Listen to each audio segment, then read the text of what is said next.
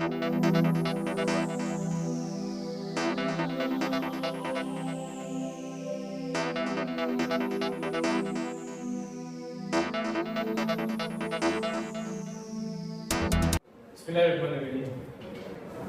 के बारे में आप जो डिटेल्स अपने पास रखते हैं या स्टडी करते हैं, तो पहले भी हमने ये बात डिस्कस की है कि वो हमें बगैर किसी तहकीक के या बगैर किसी साइंटिफिक प्रोसेस के पता नहीं लगी, बल्कि एक साइंटिफिक प्रोसेस, एक्सपेरिमेंटल प्रोसेस के बाद सेल के मुतालिक वो डिटेल्स हमें मालूम हुई है। तो वो जो प्रोसेस है, वो जो तरीक़ेकार है, वो क्या है? वो कुछ टेक्निक्स हैं जिनके जरिए से सेल के बारे में हमें पता लगता है। उन्हीं टेक्निक्स के अंदर एक टेक्निक स्टेनिंग भी है। स्टेन हम किसको कहते हैं? तो स्टेन का वर्ड यूज होता है किसके लिए? डाई, जिसको आप आम जुबान में कलर कहते हैं, रंग कहते हैं, समझ आ गई? या स्टेन का वर्ड यूज होता है किसके लिए? दाग या धब्बा जो है उसके लिए भी इस्तेमाल होता है। अब डाई से मुराद क्या है? डाई से मुराद कलर है। डाई से मुराद क्या है? कलर, कोई रंग है। क्या है? कोई कलर है, कोई रंग है, समझ आ गई? तो स्टेनिंग टेक्निक को हम किसके लिए इस्तेमाल करते हैं? स्टेनिंग टेक्निक को हम इसलिए इस्तेमाल करते हैं कि सेल के जो कंपोनेंट्स हैं उनमें से किसी एक कंपोनेंट को बेहतर तरीके से हम क्या कर सकें? बेहतर तरीके से हम देख सकें। बेहतर तरीके से हम क्या कर सकें? देख सकें, या वो हमें बेहतर तरीके से नजर आ सके। तो इस टेक्निक का नाम क्या है? इस टेक्निक का नाम स्टेनिंग है। अब इसको हम कैसे डिफाइन करेंगे? तो देखिए, स्टेनिंग क्या है? Staining is a technique used to better visualize objects by application of stain and under observation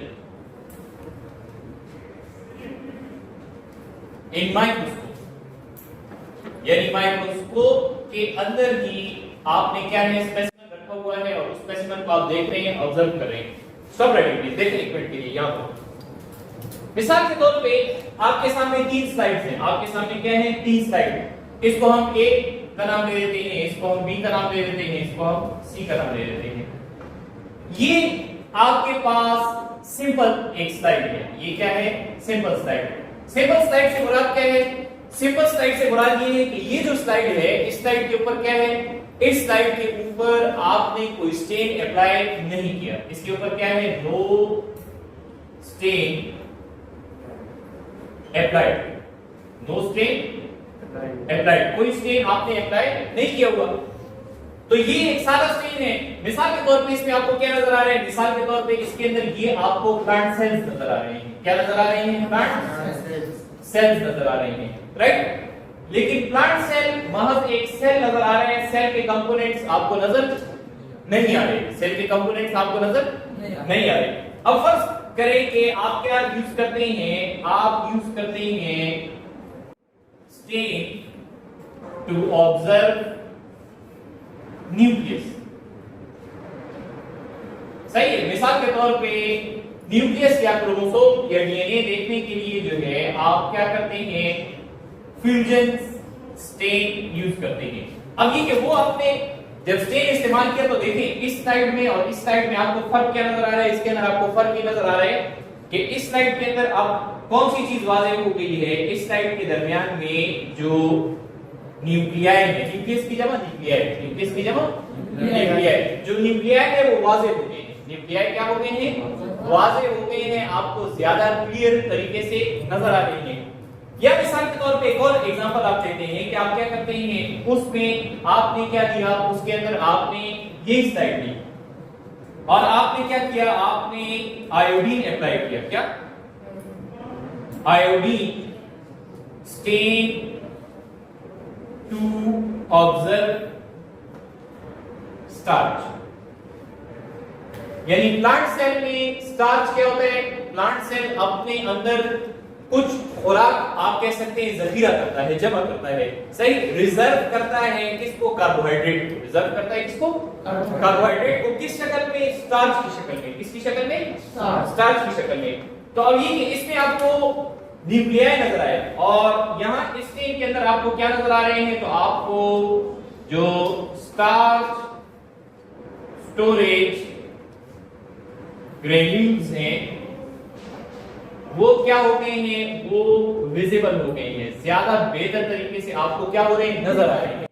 तो अब इसका मतलब क्या हुआ? इसका मतलब ये हुआ कि जो स्टेनिंग टेक्निक है, यानी ये सारी चीजें जानने के बाद देखें कि हम क्या कहते हैं, the technique used to better visualize objects, यानी आप किसी ऑब्जेक्ट को, किसी चीज को क्या करते हैं? किसी चीज को ज्यादा बेहतर तरीके से देखने के लिए, ज्यादा बेहतर तरीके से देखने के लिए जो स्टेन अप्लाई करते हैं, कलर अप्लाई करते हैं, उस टेक्निक का नाम क्या हुआ? उस टेक्निक का नाम स्टेनिंग हुआ। क्या हुआ?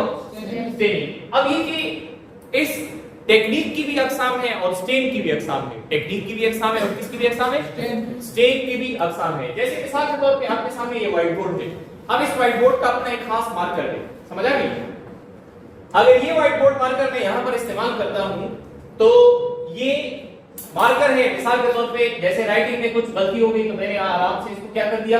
इरेज कर दिया, साफ कर दिया। लेकिन एक और तरह का मार्कर होता है जिसको परमानेंट मार्कर कहते हैं। क्या कहते हैं? Permanent marker. अगर वही परमानेंट मार्कर मैं यहां पर इस्तेमाल करता हूं तो फिर मैं उसको यूं साफ नहीं कर सकता। वजह सिर्फ एक ही है कि परमानेंट मार्कर का इंक डिफरेंट है और इस मार्कर जो बोर्ड मार्कर है इसका इंक डिफरेंट है, मुख्तलिफ है। तो दोनों मार्कर का इंक चूंकि एक जैसा नहीं है इसलिए दोनों का इंपैक्ट भी मुख्तलिफ है, समझ आ गई? इसी तरह मिसाल के तौर पे आप ले लें कि डिस्टेंपर है या चूना वगैरह है, तो वो दीवार के ऊपर तो काम करेगा लेकिन इस तरह के बोर्ड के ऊपर काम नहीं करेगा। इस तरह की स्मूथ सरफेस के लिए आप क्या यूज करते हैं? पेंट यूज करते हैं। क्या यूज करते हैं? पेंट यूज करते हैं, राइट? फिर वो जो पेंट है उसकी भी अकसाम है, यानी सपोज दैट गाड़ी है तो गाड़ी को कलर करने के लिए अलग से पेंट यूज होता है, दरवाजे खिड़कियां वगैरह जो है उसके लिए अलग से यूज होता है। इसी तरह आप खाना खाते हैं, समझ आ रही? और खाने में आप मीठे चावल बनाते हैं तो मीठे चावल के अंदर या बिरयानी के अंदर जो आप कलर यूज करते हैं ये वो वाला कलर नहीं होता जो कि आम तौर पे बाहर इस्तेमाल होता है, उसको फूड कलर कहते हैं। उसको क्या कहते हैं? Food colour.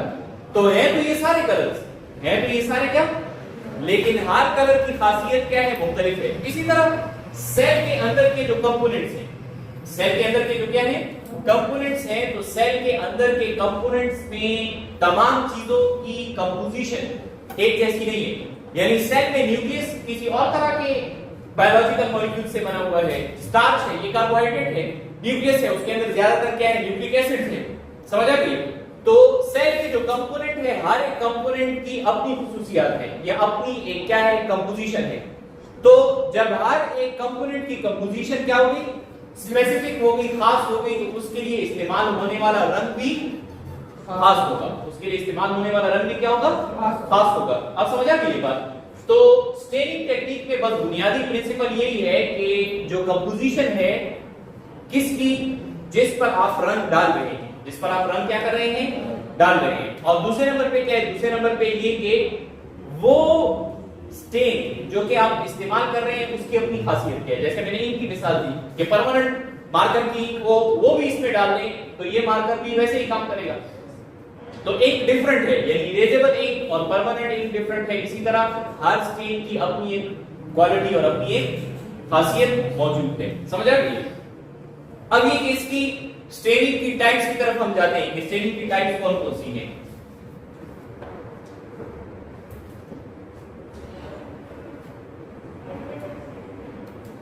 तो देखिए स्टेनिंग की दो टाइप्स हैं। स्टेनिंग की कितनी टाइप्स है? दो टाइप्स हैं। एक को हम सिंपल स्टेनिंग कहते हैं, एक को हम क्या कहते हैं? Simple staining. What is simple staining? Simple staining क्या है? सिंपल स्टेनिंग ये है कि आप एक टाइम में सिर्फ एक तरह का कलर या डाई इस्तेमाल करते हैं। एक टाइम में सिर्फ क्या? एक तरह का कलर या डाई इस्तेमाल करते हैं। और दूसरी स्टेनिंग जो है उसको डिफरेंशियल स्टेनिंग कहते हैं। क्या कहते हैं? तो डिफरेंशियल स्टेनिंग ये होती है कि आप एक वक्त में एक से ज्यादा कलर इस्तेमाल करते हैं। मतलब ये कि एक सेल है या टिश्यूज है या कोई भी स्लाइड है, तो आप क्या करते हैं? आप उस स्टेनिंग में एक टाइम पहले आपने एक कलर इस्तेमाल किया, फिर आपने दूसरा कलर इस्तेमाल किया। अब इसके साथ एक और चीज को भी समझ ले। देखिए ये जितने लैब टेस्ट होते हैं ना, लेबोरेटरी टेस्ट, सो लैब टेस्ट में जो मिसाल के तौर पे यूरिन टेस्ट होता है या बाज़ ब्लड टेस्ट होते हैं, तो उन ब्लड टेस्ट वगैरह में स्टेन ही यूज होता है। बुनियादी तौर पर क्या यूज होता है? स्टेन यूज होता है। यानी खून के जो सेल्स हैं, तो हर सेल की अपनी प्रॉपर्टी है और हर तरह के सेल के लिए अपने तरह का एक खास क्या है? स्टेन मौजूद होता है।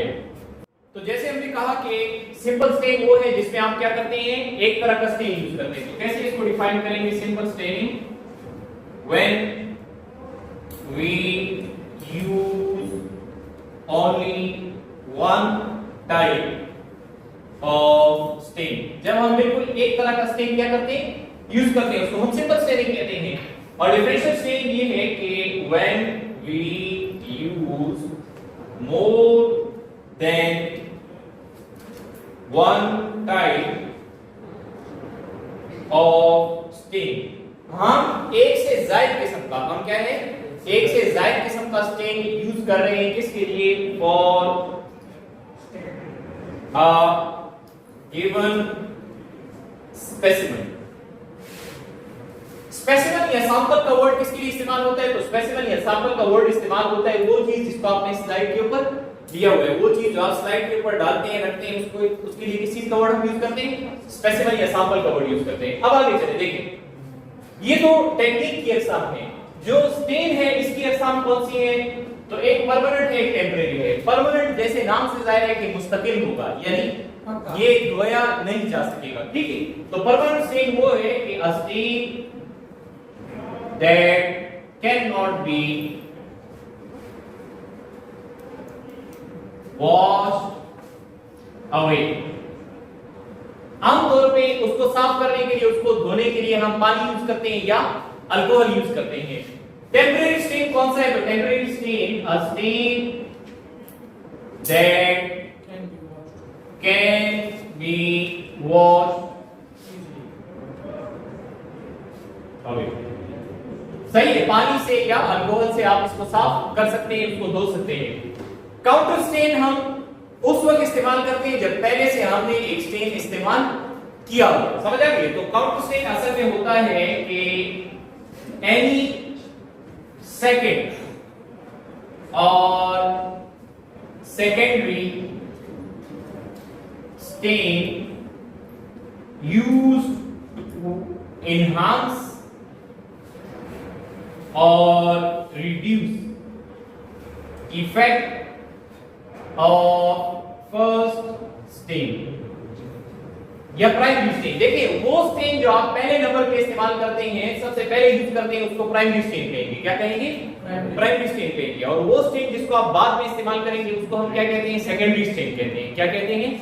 Secondary stand. अब सेकेंडरी कोई भी ऐसा स्टेन जो कि पिछले स्टेन के इफेक्ट को एनहांस करे, यानी इस पहले जो आपने रंग डाला है ना, उसके असर को या तो ज्यादा वाज़ेह तौर पर दिखा देगा या उसके असर को खत्म कर देगा, तो ऐसे स्टेन को हम काउंटर स्टेन कहते हैं। वाइटल स्टेन स्टेन की वो किस्म है जो कि हम जिंदा खुलियों के लिए यानी जिंदा सेल्स के लिए इस्तेमाल करते हैं। Stand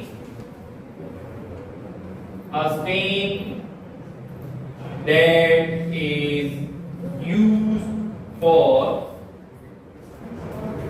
living cells। Living cells के लिए जो स्टेन आप यूज करते हैं, इस्तेमाल करते हैं, तो उसको हम क्या कहते हैं? That is called as vital stain. तो ये स्टेन की अक़साम है और ये स्टेनिंग टेक्निक की अक़साम है। यानी आप स्टेनिंग टेक्निक यूज करते हैं किसके लिए? ताकि किसी सेल के कंपोनेंट को या स्पेसिमेन में किसी चीज को ज्यादा बेहतर तरीके से देख सकें, उसको ऑब्जर्व कर सकें। जैसे आप इसी चैप्टर के अंदर पढ़ेंगे कि एक साइंटिस्ट था जिसका नाम कैलिलो गोल्जी था। तो उसने सेल ऑर्गेनेली थे, उस ऑर्गेनेली का नाम गोल्जी बॉडीज है। उसने गोल्जी बॉडीज को कैसे डिस्कवर किया? तो उसने गोल्जी बॉडीज को डिस्कवर किया स्टेनिंग टेक्निक के जरिए। किस टेक्निक के जरिए? स्टेनिंग टेक्निक के जरिए। स्टेनिंग के बाद अगली टेक्निक जो हम पढ़ेंगे दैट इज स्पेक्ट्रोफोटोमेट्री। आपको चैप्टर नंबर 4 बायोएनर्जेटिक्स के अंदर फोटोसिंथेसिस में एक टॉपिक पढ़ेंगे एब्जॉर्प्शन स्पेक्ट्रम। कौन सा टॉपिक पढ़ेंगे? Absorption spectrum. So absorption spectrum भी हम स्पेक्ट्रोफोटोमेट्री के जरिए से मालूम कर सकते हैं। ये आपके सामने एक क्या है, एक तरह का स्कीमेटिक है जो कि बता रहा है कि स्पेक्ट्रोफोटोमीटर कैसे काम करता है। देखिए स्पेक्ट्रोफोटोमीटर के जरिए जो कुछ आप मालूम करते हैं उस टेक्निक का नाम स्पेक्ट्रोफोटोमेट्री है। यहां तक समझ आ गई। अब ये स्पेक्ट्रो कलर्स किसको जाहिर कर रहे हैं, तो स्पेक्ट्रो कलर्स जाहिर करता है स्पेक्ट्रम को। किसको जाहिर करता है, स्पेक्ट्रम। फोटो कलर्स किसके लिए इस्तेमाल होता है, फोटो कलर्स इस्तेमाल होता है लाइट के लिए। फोटो कलर्स इस्तेमाल होता है किसके लिए, लाइट के लिए। समझ आ गई। और मीटर या मीट्री हम किसको कहते हैं, तो मीटर या मीट्री जो है इसका ताल्लुक ऑब्जर्वेशन के साथ है। किसके साथ है, ऑब्जर्वेशन के साथ है। तो स्पेक्ट्रोफोटोमेट्री को हम कैसे डिफाइन करेंगे, यानी ये वो टेक्निक है जिसमें आप मालूम करते हैं कि किसी ऑब्जेक्ट, जैसे मैंने यहां पर लिखा हुआ है सैंपल सॉल्यूशन, क्या लिखा हुआ है, सैंपल सॉल्यूशन। अब ये सैंपल सॉल्यूशन क्या हो सकता है, ये जो सैंपल सॉल्यूशन है ये हो सकता है क्या, मिसाल के तौर पे ग्राइंडेड लीव्स है। क्या है, ग्राइंडेड लीव्स, पत्ते जो है उसको आपने ग्राइंड किया हुआ है। ग्राइंड करने के बाद पानी के साथ आपने मिक्स किया, उसको फिल्टर पेपर में से फिल्टर कर दिया और फिल्टर पेपर में से निकालने के बाद आपने इस स्पेक्ट्रोफोटोमीटर की किस पे रख दिया, स्पेक्ट्रोफोटोमीटर की ट्यूब के अंदर आपने इसको रख दिया। अब मैं यहां पर क्या मालूम करना चाहता हूं, तो मेरे पास क्या है, मेरे पास एक लैंप है, लैंप के बाद एक प्रिज्म है जो कि मोनोक्रोमेटर, क्रोमा कलर को कहते हैं। लैंप के बाद मोनोक्रोमेटर जो है इसका काम क्या है, लैंप के बाद मोनोक्रोमेटर का काम ये है कि ये एक कलर को आगे पास करे। क्या पास करे, यानी प्रिज्म की एडजस्टमेंट होती है, उस प्रिज्म के एडजस्टमेंट के जरिए से एक कलर आप क्या करेंगे, आगे पास करेंगे। उसके बाद एडजस्टमेंट स्लिट होती है जो कि एडजस्टमेंट स्लिट ये काम करती है कि फिर एक कलर के अंदर अगर कोई खास वेवलेंथ आपने उसका इंतखाब करना है तो ये उसका इंतखाब करेगा। इस सैंपल में से लाइट गुजरेगी। देखिए डिटेक्टर पर जो लाइट आएगी, डिटेक्टर पर जो क्या होगी, लाइट आएगी। तो अगर कोई लाइट डिटेक्टर पर आ गई तो इसका आसान और सिंपल मतलब क्या है, इसका आसान और सिंपल मतलब ये है कि जो लाइट इसमें जज़ब नहीं हुई वो इधर आएगी, जो लाइट इसमें जज़ब नहीं हुई वही लाइट क्या होगी, इधर आएगी। समझ आ रही है। और जो इसमें जज़ब हो गई वो यहां पर डिटेक्ट नहीं होगी। समझ आ रही है, जो इसमें जज़ब हो गई वो यहां पर डिटेक्ट नहीं होगी। तो हमने यही मालूम करना है कि ये जो हमारा सैंपल सॉल्यूशन है ये कितनी लाइट को एब्जॉर्ब करता है। समझ आ रही है। तो स्पेक्ट्रोफोटोमेट्री वो टेक्निक है जिसमें हम क्या कहते हैं कि technique used to measure the percentage transmission